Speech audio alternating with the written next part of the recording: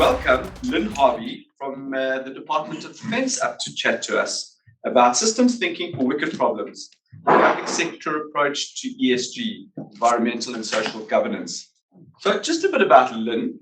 Lynn has a 12-year veteran of Commonwealth public service experience. He's an advocate for sustainability and community improvement. He also has a strong sense of fairness and social justice. Experienced administrative professional with a grad cert in policy and governance, Lynn is also a public servant focused on carbon neutral government operations and circular economy. It gives me great pleasure to ask Lynn to come up and share her knowledge and insights with us. Thank you.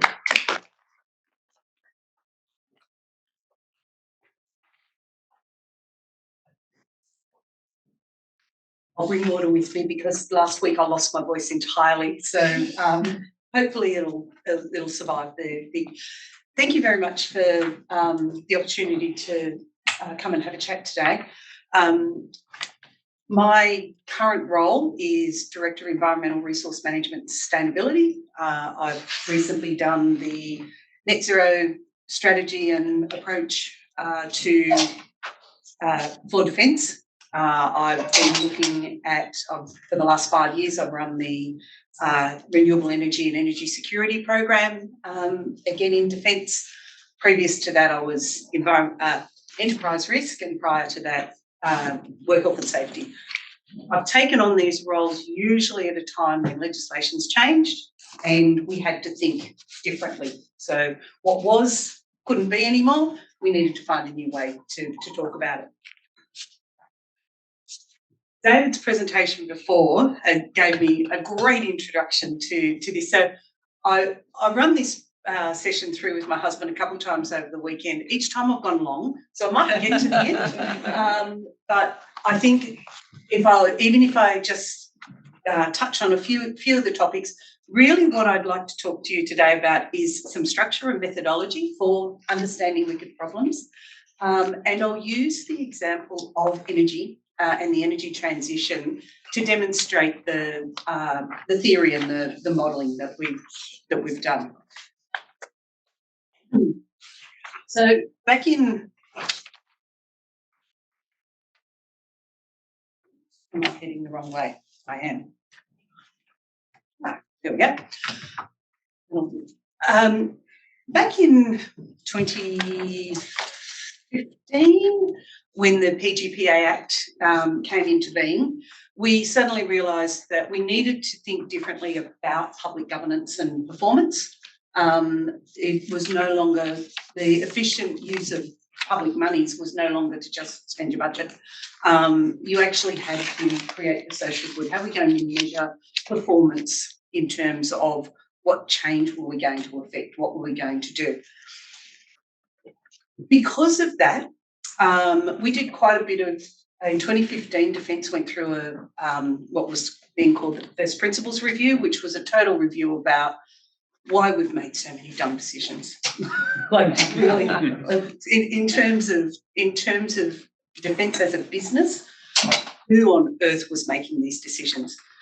And through this, a whole raft of lots of workshops and lots of very intelligent people in rooms actually having those sensible conversations, those growing up conversations, we realised that the decisions were made in a particular context for a particular reason, and they were actually good decisions for the problem that they were trying to solve.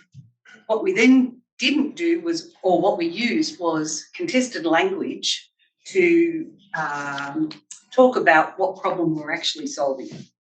Electricity, energy transition, it's easy, it's not a problem. Where defence is not there to fix the grid, we buy electricity, not a problem. We do retail energy contracts. I might put a few solar panels on a few roofs in our estate. But when you look at the graph there, there's three key battle rhythms of decisions being made, all of which actually relate to the same problem and all of which are in direct conflict or can be in direct conflict to get to the right decision. So if I'm in the delivery space, which is my day-to-day running of the business, meeting my annual budget, making sure that I'm delivering the policy of the government of the day, the right decision for secure energy is to enter into a retail energy contract at the lowest possible price. Simple.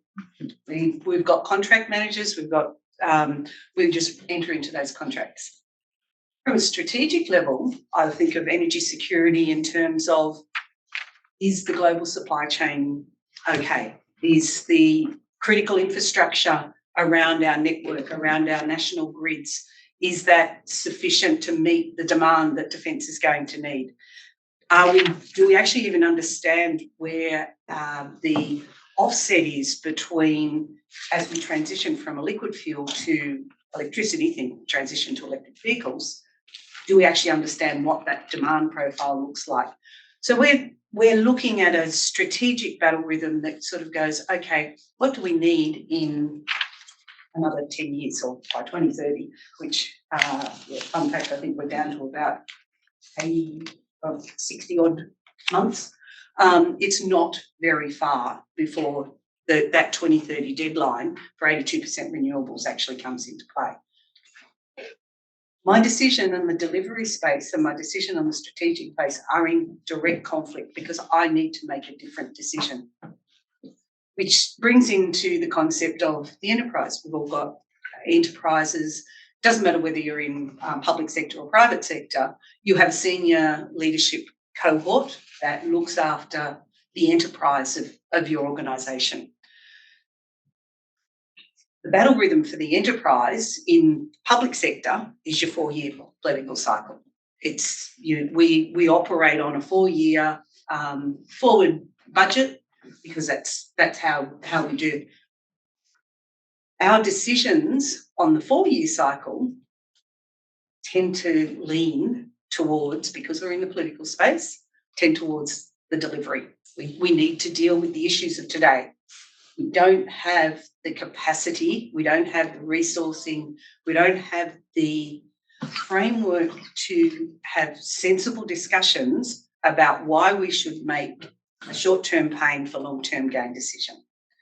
So that construct led us to a 3 systems risk model. So we can have sensible discussions when we're talking about today, 4-year cycle, 20-year outlook, but how do we actually not get to know what changes we need to make today to lead us to where we need to be tomorrow? So the enterprise risk, it's what David was talking about. The strategic risk, what David was talking about. They're the things you've got no control over. Climate change, geopolitical, terrorist attacks, AI, the unknown unknowns. We cannot control them, but we do need to have a cohort of very smart people looking at that horizon and going, what if? What is on our strategic risk register? What do we need to do? We also need that the intelligent day-to-day business management of the delivery models. But we need a pivot point that says, how do we actually change this? How do we make those trade-offs, and do we know when we're making them? So that's brought into the concept of enterprise risk. Unfortunately, those magic words, I was laughing about your magic words. Another magic word is enterprise. Wow, you get a group of 20 people and ask what an enterprise is, you're going to get about 35 different answers. And then they go, oh, and people will see the value it is to them. And all of a sudden, Defence has about 10 areas that have labelled themselves an enterprise. As far as the Commonwealth Government goes, as far as our legislative framework goes, we are one enterprise. We are a single entity. We are given money by the government to deliver the security outcomes, but we need to work as a sensible business. So what is an enterprise?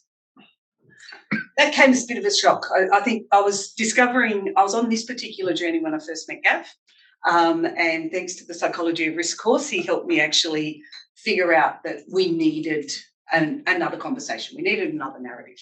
So what was an enterprise risk? They weren't just big business risks. They weren't strategic risks. So we ended up looking at the term vulnerabilities. So how are we vulnerable to delivering our business? How do we actually change our mindset to deliver our business? And we, again, lots of thought has gone into this, but we came up with 4 avenues to vulnerability. Compliance. People sort of think, oh, legislative compliance, it's easy, or boring. We work for the government. Governments change. Government policies change. Legislation changes.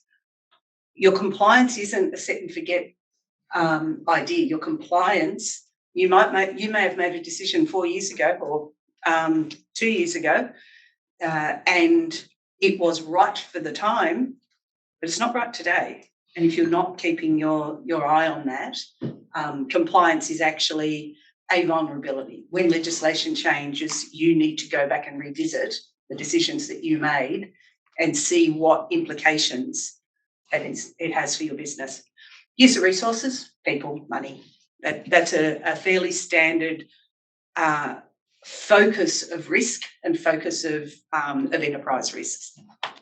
The other big thing, because defence is so big, we talked about our other 2 vulnerabilities, our ability to integrate internally. So how do all the groups and services work together to achieve the same outcome? We are fabulous in a crisis. We're actually set up and designed for crisis mode because everyone has the same outcome. We know what we're doing. We can do it. When it comes to business as usual, we're a work in progress. I've had two senior leaders, one whose favourite saying was, "We're oscillating in the right direction," and the other one was on a slightly less positive note, said, "We're an archipelago of disappointment." I really like both of those framings because, and this isn't just defence specific. I challenge all of you to look at your individual organisations. You'll find them there. So integration internally and integration externally. We should not try and do everything ourselves. We are part of a whole of Commonwealth. We are set up with a partnering model with industry.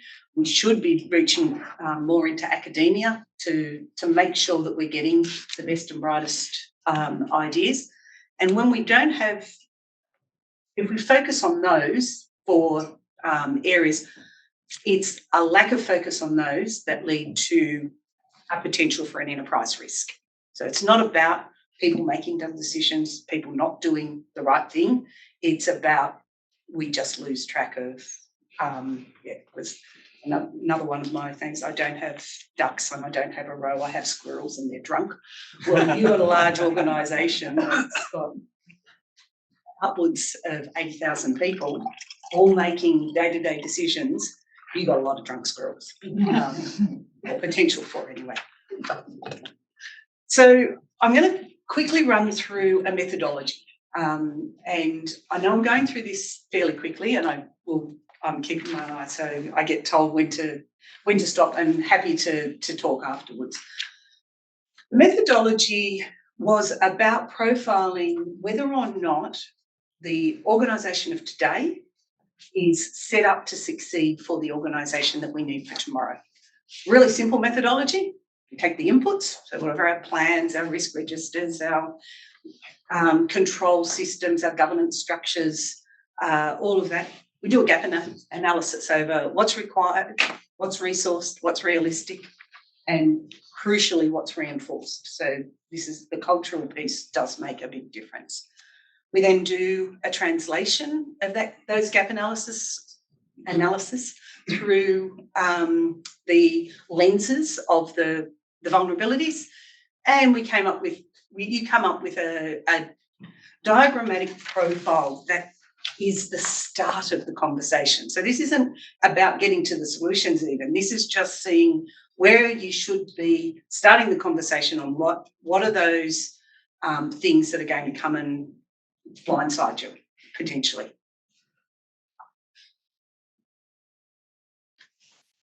This diagram, there is an academic paper on this that I'm happy to provide. Basically, F0 is the business that you are today. C4, it's the business that you need to be to succeed in the future. And all of these things, you need to know what's required, resourced, realistic and reinforced. You need to have the authority to do it. You need to have your plans. You need to have your performance measures, and you need to comply with legislation. But rule one, don't break the law. Very bad for business. Most risk registers will look at those factors. That's good, except that's not where your enterprise risks come from. Your enterprise risks come from when you fall through the cracks. Your enterprise risks are those integration points between where those are. So what we did was we went to a group head or service chief. We've done this for most of them. And we sat down with their strategic planners and their finance area and their risk professionals and a whole heap of people, usually about 20 of their executives, and said, okay, I've got 8 questions. This was probably one of the most, it was beyond interesting. It was fascinating. I was living in fascinating times when we were going through this one. Do you know what is required? That was actually a really interesting conversation because everyone said yes. And then I would ask them, where do they look for, like, how do you know? Where are you, where does your instruction come from? Where do you actually get that direction from? Every person in that room was looking at a different document. Every one of those documents were written at different times. Some had a 20-year horizon, some was the annual plan, some were, I have no idea where they got it from. I did a fairly significant search and still couldn't find the document they were talking about. But it was really interesting. And some went, I report to the Chief of Defence Force. So, yep, Chief of Defence Force tells me what I need to do. What about the Secretary? Oh, no, he doesn't matter. Okay. Let me do a 101 on PGPA Act. Think of a diarchy as mum and dad. Secretary's mum. She gets given the money. Dad gets to buy the toys and dad gets to do the cool stuff. But if mum and dad don't work together, mum's going to close purse strings and dad doesn't get what he wants. So, yeah, listen to the secretary. That was an interesting conversation, but at least an analogy that most of them understood because they were parents. So question 1, do you know what's required? The next question was then, do you have the authority to do it? That also at an enterprise level, at a large organisational level, you often found, what we found was that there were gaps where we had one part of the organisation that was authorised or held responsible for delivering, well, let's go back to my energy example, for delivering the energy services. But all of the people that were doing the demand, load profiling, everything else, worked for a completely different part of the organisation. There was no crossover. So the right part of the organisation didn't have the authority to deliver what they needed to deliver. It was sitting somewhere else because of a legacy of multiple organisational changes. Very moving quickly through. The third question was, do your plans match what's required? Are your plans keeping tempo with changes to your requirements? Are your plans fully resourced? That was always a fun one because the answer is always no.